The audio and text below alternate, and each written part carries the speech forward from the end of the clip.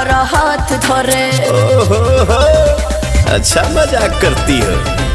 गोरी फूला झाड़ी बारू पापा के पारी बारू लगलू पसारे तू तो पंख पियर फराक वाली।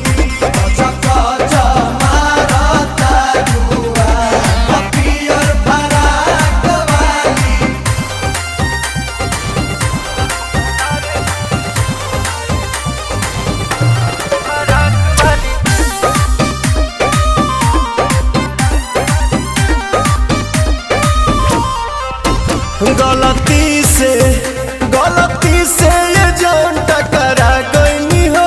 गलती से लड़की के देखी पागा लागिल बड़ा का, लागे कि भांग खा के आगिल बड़ा का। करत इशारा बारू कहत आवारा बारू भड़केलू कैलो मजाक पियर फराक वाली।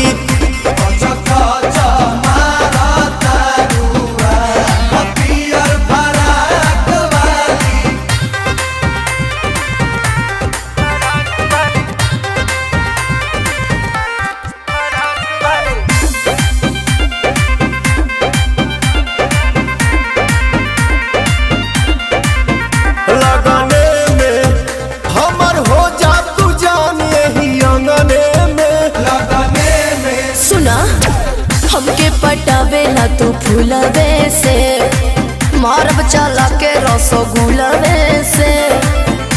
आगे आगे आंसू खोई है पीछे पीरियां सुपई है।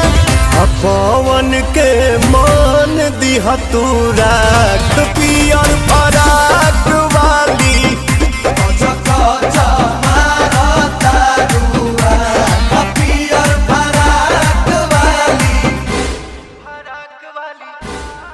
लगलू पसारे तू तो पंख पियर